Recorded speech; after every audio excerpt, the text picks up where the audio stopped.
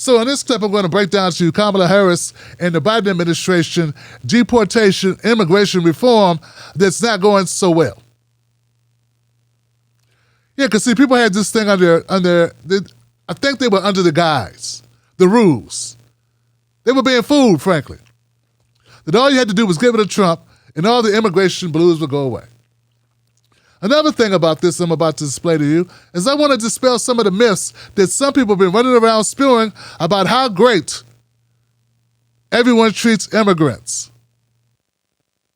To be clear to folks in this region who are thinking about making that dangerous trek to the United States-Mexico border, do not come. Do not come.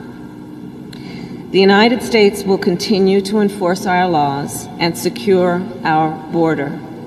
There are legal methods by which migration can and should occur. But we, as one of our priorities, will discourage illegal migration. And I believe if you come to our border, you will be turned back. So let's discourage our friends, our neighbors, our family members from embarking on what is otherwise an extremely dangerous journey, where in large part the only people who benefit are coyotes. And let us do our work together, Mr. President, again, with our mutual commitment of knowing that hope is on the way. And I believe the actions we take together will improve the lives of Guatemalans, and as I meet with Guatemalan community members and leaders throughout this day, I will speak with them on what more can be done. There goes all that Democratic Party love for the immigrants. Yeah, it's summed up in what? 2 words. Do not come. Hey, I know you're going through some stuff, and I know you're fleeing death. You're fleeing death, starvation, execution, but you don't want to come over here because we're just going to send you back, so don't come. That whole Statue of Liberty thing we got going on, don't believe your lying eyes, don't come. My thing is this, I'm so sick and tired of hearing people say, oh, they just roll out the red carpet for the immigrants. Oh, they treat black people so bad and treat immigrants so well. Not always. And that is the rule. Okay? It's a lot of Republican talking points going on in various sectors, misforming people, and in my opinion, it takes our eye off the ball. There's not a racist in America that you can point to me and say, oh, if we wait for the immigrants, they treat us great. If they are racist, right? They don't care if there's immigrants here or not. You understand what I'm saying? It defeats your whole premise that we have these racists, which I agree, but son, you make it seem like if there was no immigrants, there would be no racism. There is more racism right now than there's ever been, and Joe Biden has been deporting immigrants like hotcakes. His VP is up there saying, I know how to fix this, don't come. She went to Guatemala to come up with ways to keep people there, dying, starving, and desperate.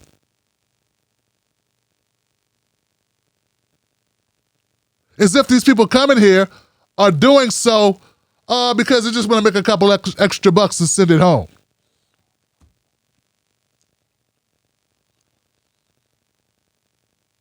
So,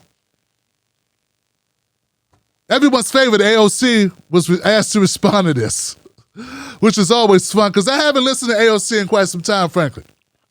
I gave the AOC a little bit of a break. I wanted to hear how she responded to Kamala Harris' statement because we know what the old AOC would have said.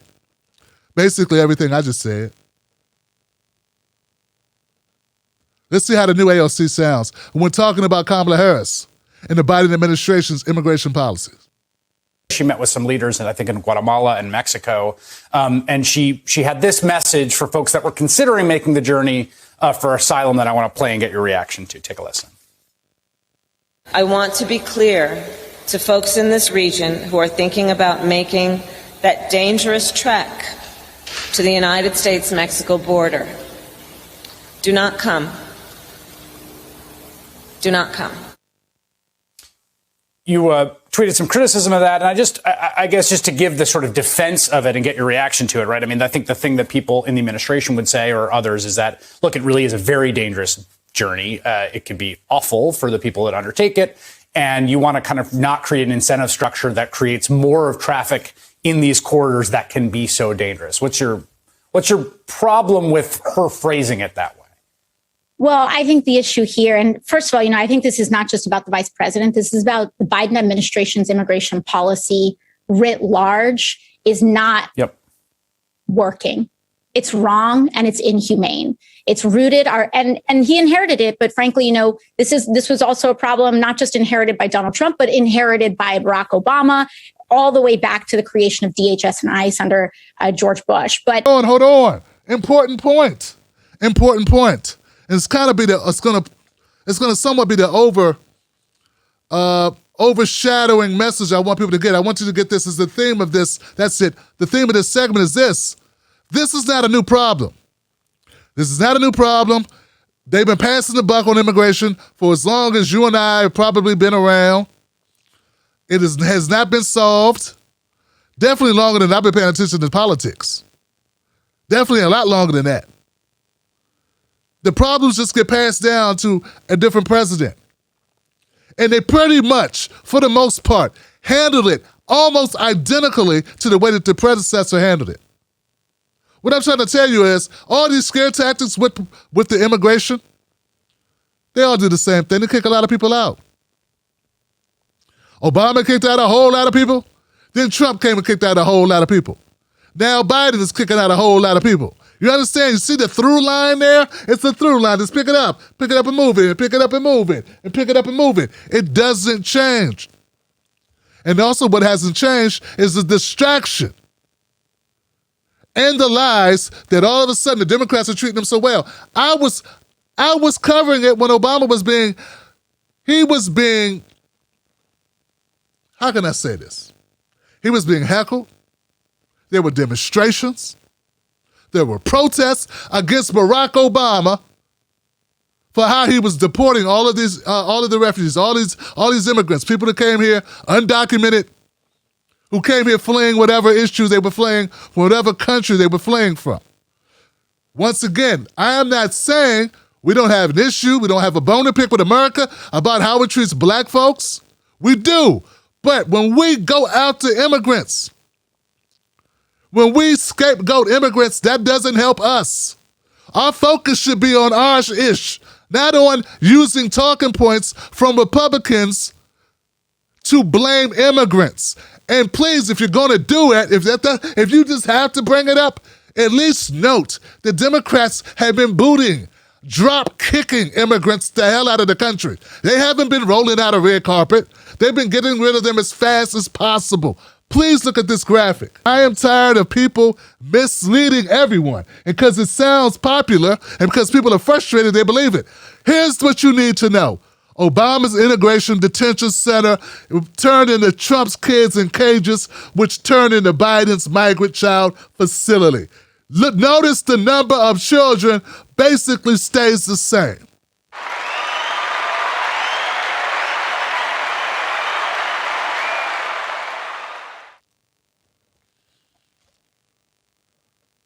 I'm tired of people using our pain, our anger, our frustration, our bitterness to being betrayed, lied to, having the dream, being hid behind their back.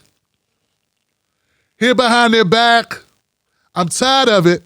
Them using that against us to have us spin our wheels further, demonizing others when our real culprit is the government. It's both parties. No savior. Neither party is a savior. Both are responsible. That's a big wasp. I might have to kill that mofo. I'm going to ignore it. There's a wasp in my studio. It won't kill me. Let's now go back to Kamala Harris as she talks about how they're really going to be in harm's way if they flee death. I've been very clear from the beginning. There's not going to be a quick fix. So we've seen progress, but the real work is going to take time to manifest itself. Will it be worth it? Yes. Will it take some time? Yes. There's one other topic I wanted to talk to you about, but let me just quickly put a button. Okay. Do you have any plans to visit the border? I'm here in Guatemala today. At some point, we are going to the border. We've been to the border. So this whole thing about the border, we've been to the border. We've been to the border. You haven't been to the border. And I haven't been to Europe. And I don't understand the point that you're making. I'm not discounting the importance of the border. Well, I mention it because I know Republicans have certainly come at you on this, but Democratic Congressman Cuellar has a border district, has said to you and the president, come. You need to see this. Listen, I care about what's happening at the border. I'm in Guatemala because my focus is dealing with the root causes of migration. There may be some who think that that is not important, but it is my firm belief that if we care about what's happening at the border, we better care about the root causes and address them. And so that's what I'm doing. He had to go.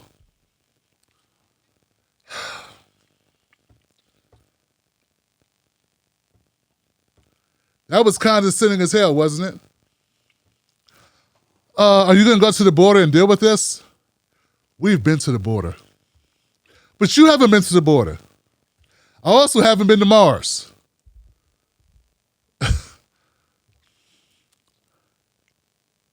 I'm waiting to hear people say how this is sexist, because that's all they say when there's nothing else to say, man. Sexism.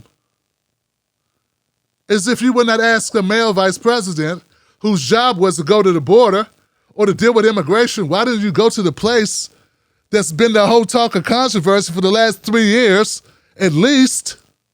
Why haven't you gone to that place? That's not sexist. That's a basic question.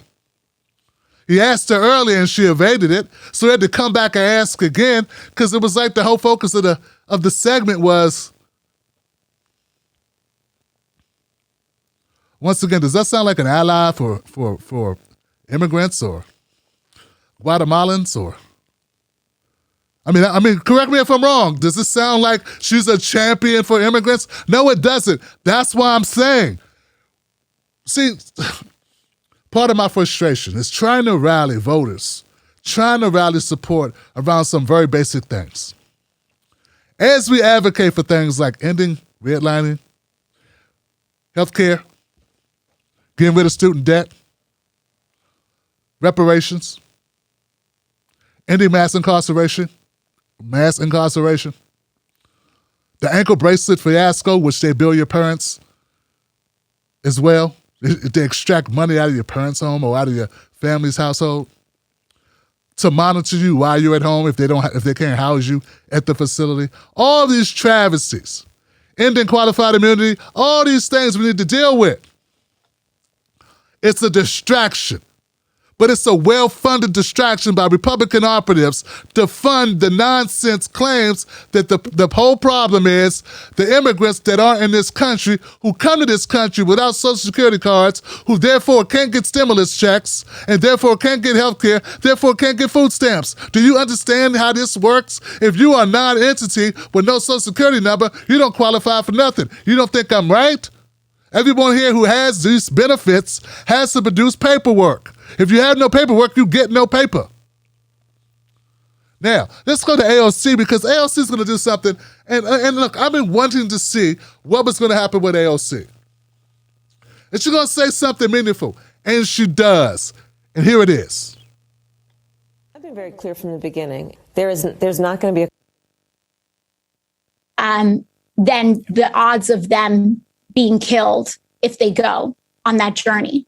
And so they know that this journey is dangerous. What we as a country, what the United States has not done is actually own up to the fact that we have contributed to regime change, destabilization, and interventionist foreign policy that has contributed to these awful conditions throughout Latin America. And the reason that it's a problem, and this is not just U.S. supporting regime change, this is also climate policy that is impacting the global South disproportionately, even though these farmers and these folks in Central and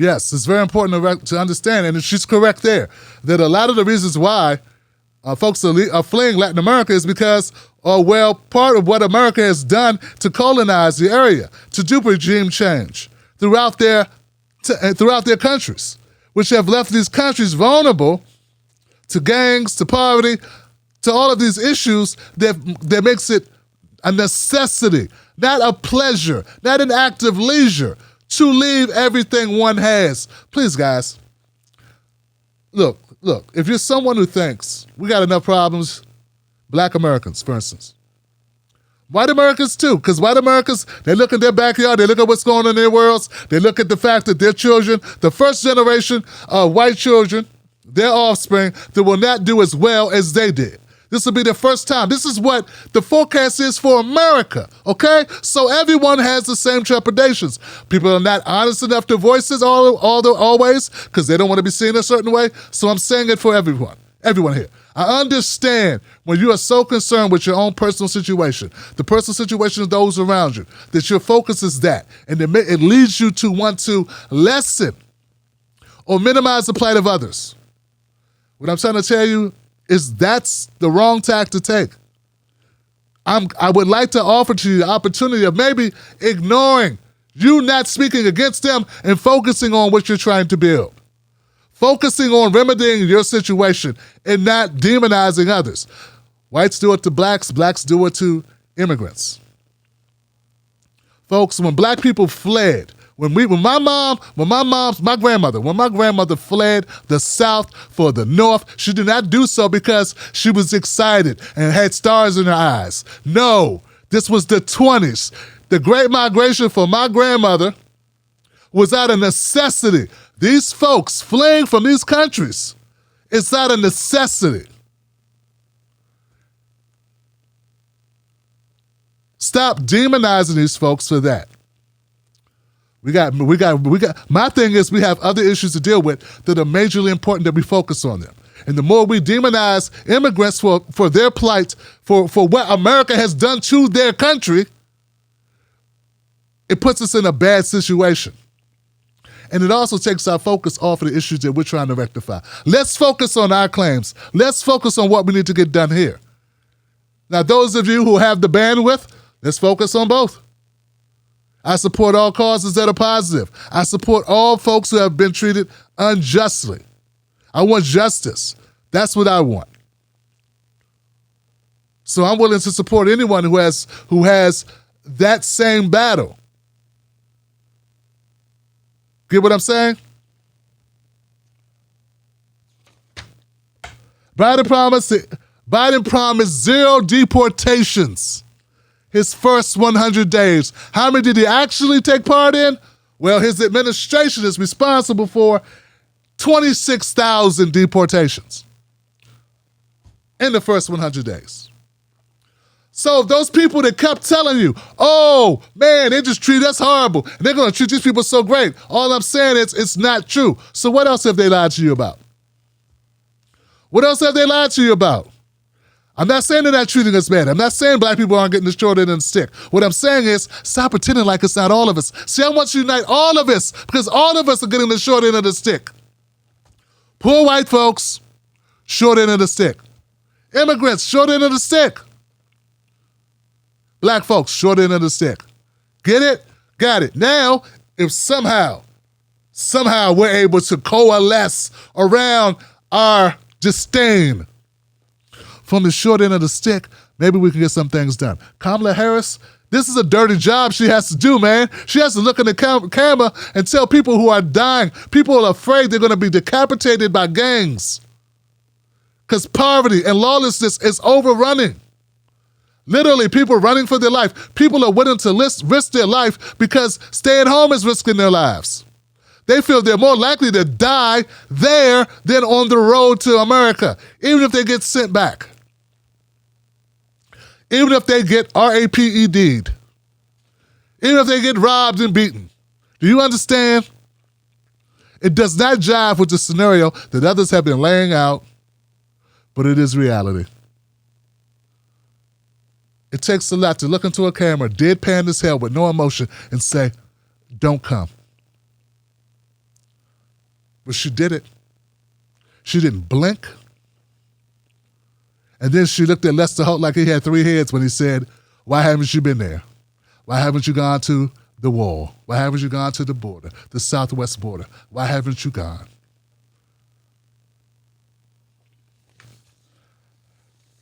Don't worry about me covering this story because there's just no way I could not cover this story. We will be following up on this story. What I will not be doing is kissing butt as I do so. I'm not saying there's not a lot of issues. I'm not trying to oversimplify this. This is complex, but at the end of the day, what it's about what's on that Statue of Liberty. Wipe that shit off. Just erase it. Say we take in what we want to take in, which is European refugees. Let them overstay their visas and look the other way. Let's just admit that's what we are, because we're kicking out Haitians and we're kicking out people from Latin America like hotcakes. They've been doing that ever since. This ain't new. Hell, they were doing it in the 90s, kicking out Haitians like hotcakes. Nothing's changed. Stop making it seem like these people are somehow gifted or uplifted. They're not. I want people to realize that the Republicans and the Democrats are both basically pretty much almost indiscernible on immigration. And at least the only thing different is the tonality. What is different about don't come as in, so Trump villainized them, right?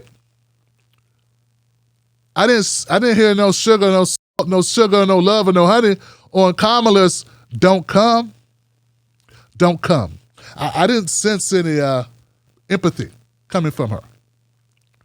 It's not as bad as Trump's words, but at the end of the day, it's the same result. It's unconstitutional, and the results are the same. People will die. If we didn't want them to die, and if we didn't want it to be our responsibility, maybe we shouldn't have destabilized their governments.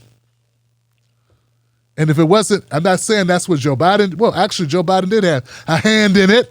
He's been in Congress 40 years. Most news shows are suspect. They don't focus on Black issues, and when they do, it's all fluff. How does that help your life? How does that help your family? How does that help the culture? They don't. The Tim Black Show is different. Tim Black gives you news for people who can't stand the news. Real, authentic, researched, entertaining, on point. Don't let nobody take your cornbread. Visit www.timblacktv.com today. Get Black breaking news, politics, culture from someone you can trust. timblacktv.com. Join us today.